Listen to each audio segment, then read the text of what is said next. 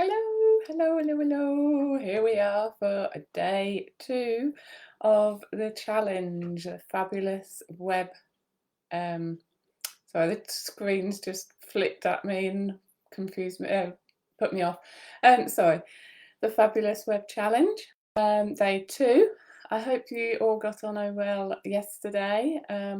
Let me know how you got on with researching your competitors, and have you contacted anybody? Have you reached out? Hi, Lucinda. Thank you for watching. Is Leo with you today? Is he going to do his website? Right, so I'm just going to give a couple more minutes just to see if anybody else is coming on. So, hi, Lisa. Nice to see you here. Thank you for watching. So yesterday we went through and did researching your competitors. So, like I said, if you have managed to reach out to anybody, let me know. And okay, I think I'll get started. There's a couple of you on here. Thank you for watching. So, welcome to those who don't know me. I'm Sarah. I'm business owner of Griggs Design. I help those in business become more noticeable by building outstanding websites so that they become more visible and reach their business goals. So, Leo, you're there, are you? Bless you. You're still doing your website, are you? Bless you. And Lisa, you just caught up on yesterday's live. We'll do the challenge work this afternoon. Fantastic. So, as I said, it mentioned yesterday about the prizes, so we'll just go through those again. So the prizes are discounted place on my program, but as I said yesterday, I'm looking for 5 people to be my guinea pigs, because this is all new to me, and I want to start reaching one-to-many rather than one-to-one.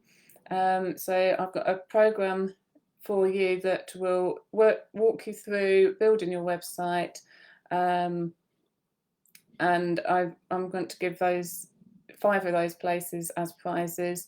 If you will be my guinea pig and leave me a review. There's also a hamper that can be won, and we can always discuss what hamper that will be, and an Amazon voucher. And you've got until 8 p.m. on Sunday, that's Sunday the 17th, to get all the challenge work done, to be in with a prize. I will be announcing the prizes on the masterclass, so make sure that you register for that. Lisa mentioned to me that the link I put in the video yesterday wasn't working, so thank you, Lisa. I will look into that. I've had one person sign up, so I'll double check that. It is in the email, and I think it's in the post that will come out after this live as well. So today we're going to talk about what your content needs to be. So you need to create your content before you even consider designing your website. Otherwise, it will be like designing the packaging before you've come up with a product. So we need to look at what needs to be, what's essential, what's good to be, what's a good things to have on your website, and that way you'll if you start building your website and you don't know what content you're using, you're going to be chopping and changing it all over the place. So it's always best to have your content there in ready before you start building. Lisa, I will check my email and sign up there. Thank you, Lisa. Right, the essential things that you need to have on your website is your about, so who you are, what you do, and why you're different. This needs to be really on your homepage, a little bit on there to introduce your about, and then and then you have an about page as well. It's always good to have. You definitely need contact. So contact us page. It's good to have a contact form on your homepage as well. So for on business sites, it's always good if you've got a brick and mortar place. It's always good to have a how to find us. So yeah, it's good to have a map of where you are on, so your customers can come and find you easily.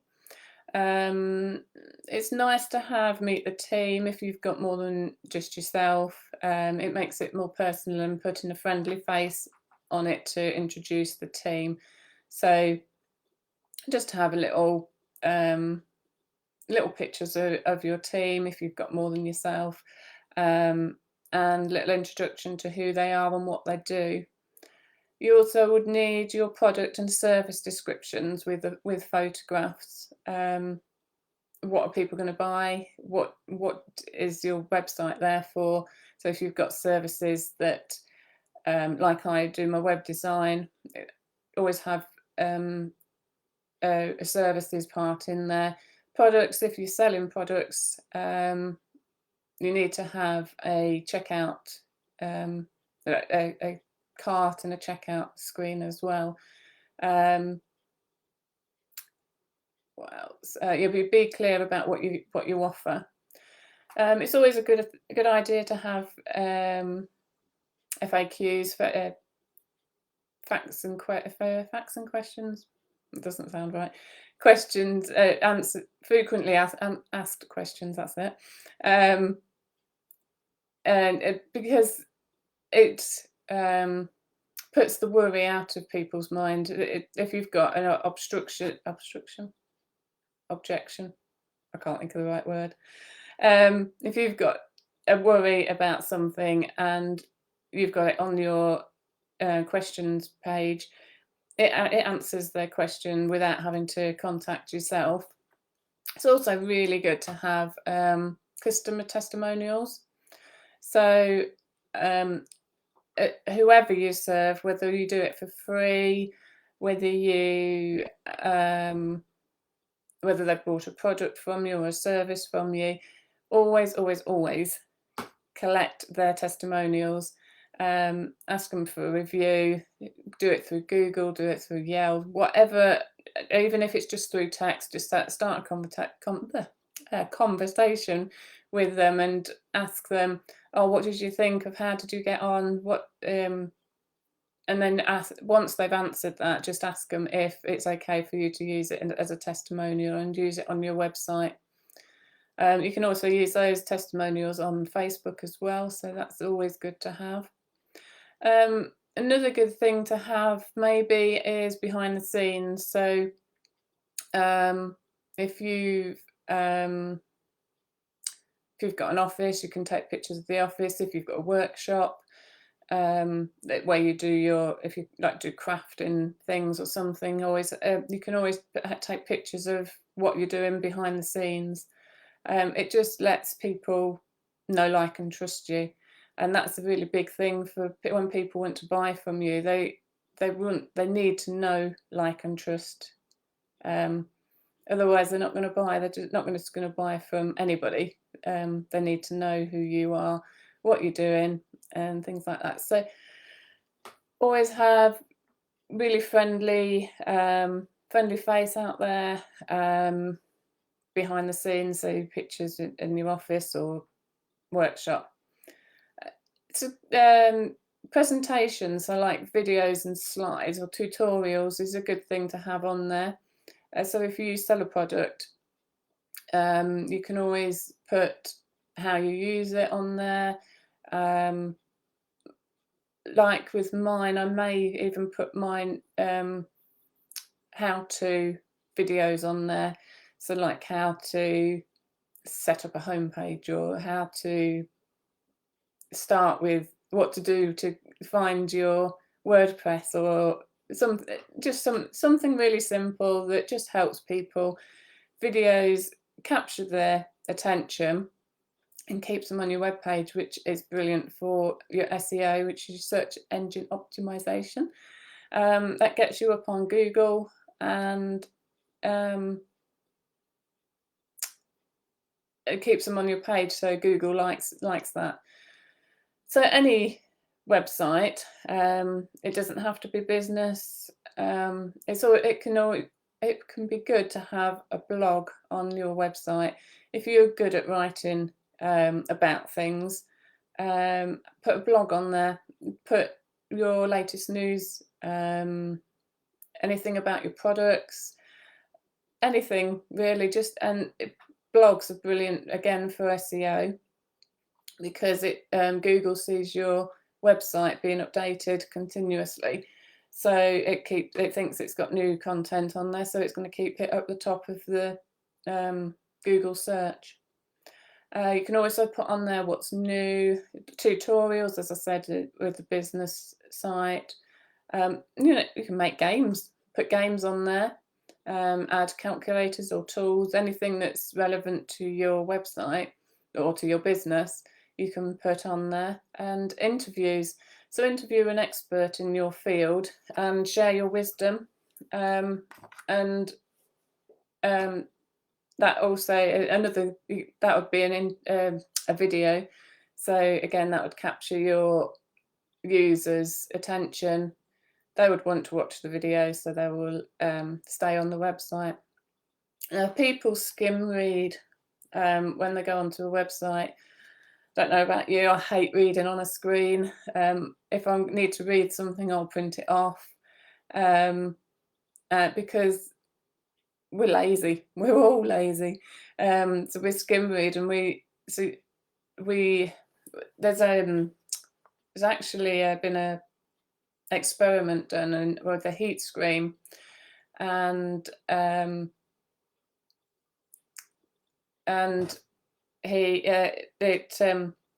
people read in an F shape. So Lisa, I think you was on Anita's web content course the other week, last year. I think it was last year, and she showed us the way that people read. So it's using subheadings that capture people's attention is a great idea, because getting those subheadings, the information that you need to get across, that will capture your readers' attention. Lists are great as well for getting your message across. And keep your web pages reasonably short, because it's daunting when you come to a website and there's pages, you have to scroll lots to read the whole lot, and you don't want to read it all. As I said, we're all lazy. We're looking for the information we want. We'll skim through it, look for what we need, and if you can't find it straight away, you'll be off going to somebody else's website. Put your reader first, so speak to your reader using you. Don't talk about yourself as in, I am a qualified web designer, I have done 2 years experience, or something like that. Change it around and put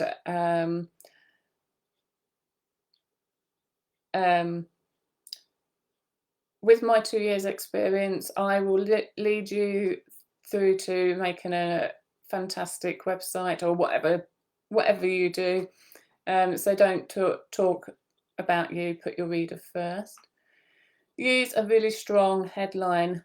So right at the top of your web page, you need to capture their attention straight away. So really good to ask a question first, because that you get them nodding, and once they start nodding, they'll keep nodding. Create a lively place. and be consistent. So throughout your website, you need to use the same font, you need to use the same colors, you need to use the same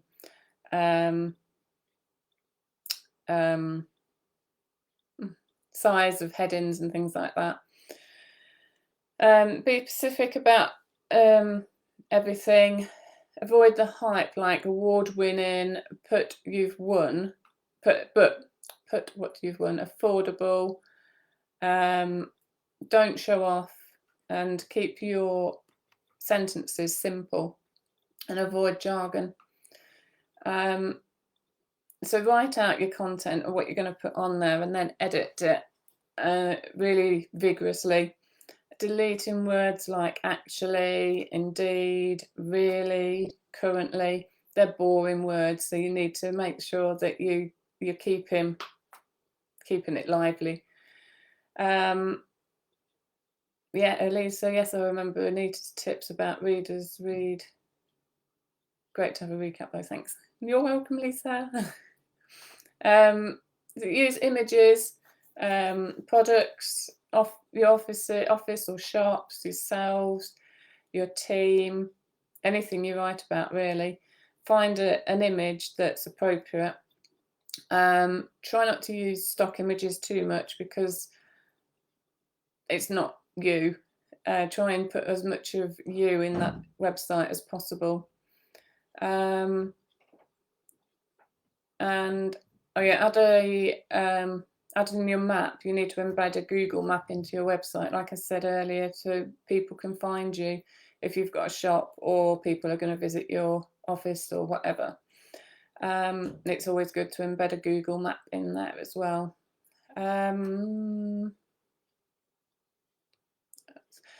Navigation. Navigation is the links that are at the top or the side of your page that enable people to move about your website between the pages.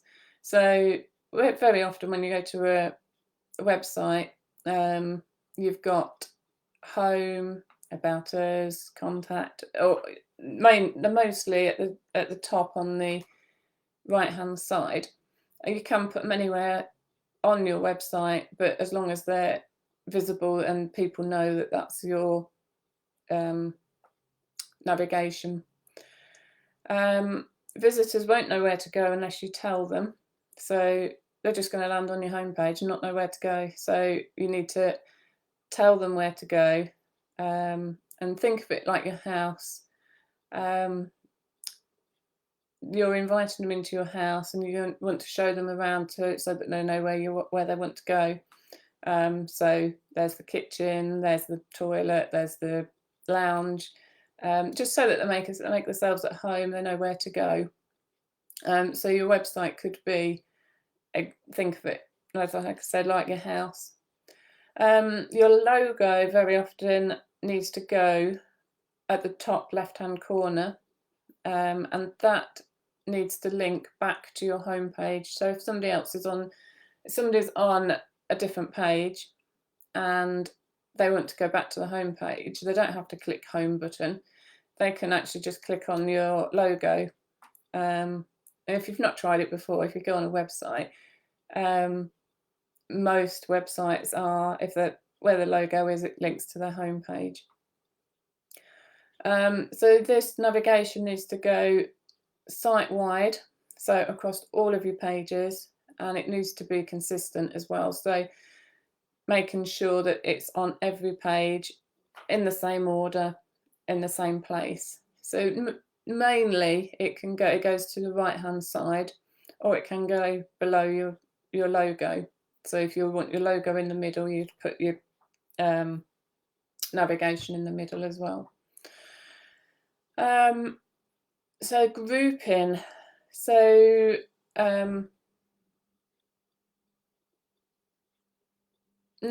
it's not always easy to for large sites to have a diverse content. So you need to have 5 to 7 navigations on your. Oops, sorry, I hit my hand on the desk. Lisa, never thought about that. Yes, great tip on the logo link to home. Please do like that. Thank you. Yeah, so it's advised to have 5 to 7 navigation. You can always have drop-down menus to solve the issue of clogging up your home screen and having too many links. So this is part of the challenge that I want you to do.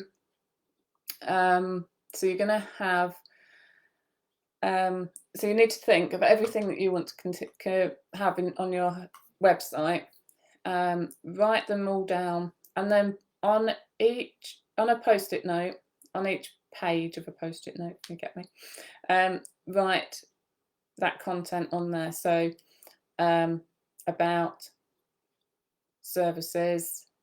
If you've got lots of different services, you can bulk all your services together. So you'd have services as your top menu, and then under that you'd have your drop down box that would then have I don't know, I'm doing one at the moment for a photographer, so she's got her services as baby, bump to baby, pets, portraits, things like that. So under there she's got that drop down box and then the link to each of the different pages.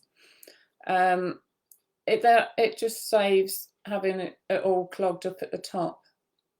So onto the challenge. So I want you to write a list of all the pages or content that you want to include on your website. Write each of these pages on a post-it note, one on each, and then stick these post-it notes to a wall or the back of a door, and then rearrange them into groups until you have a simple arrangement of your navigation. So, like I said, every service you've got, every little thing that you want to include on your website, write each one on a post-it note and then stick them up on the wall or on the door. Stand back, look at it and go, well, that goes with that, that goes with that, and move them about until you've got that simple arrangement of 5 to 7 navigations. And then in the group, I want you to post a picture of this navigation planning. Tag me in it. And who doesn't love a post-it note, Lisa? Yeah, tag me, post a picture of your navigation planning, tag me in it, and yeah, that's it. That's your simple, not as hard as yesterday, your simple task for today. So make sure you could do the task by Sunday to be in chance for the prizes. And I hope that's helped you a little bit with content, what to include, and a little bit about your copy as well, what you're going to put in your pages. So thank you ever so much for watching, and I hope you enjoy the rest of your day. It's gone a little bit dull here now, so I'm hoping it's not going to rain. I bet it will rain at school time. It always does. And I will see you all tomorrow. Now tomorrow I have got a network meeting in the morning, so I am going off to Peterborough in the morning. This challenge will be at 2 o'clock tomorrow. I have put it in the emails and in the posts. So hope to see you all tomorrow. Thank you ever so much. Thank you. Thanks, Lisa. Thanks, Lucinda. Thank you. Bye-bye. Bye. Bye, Leo.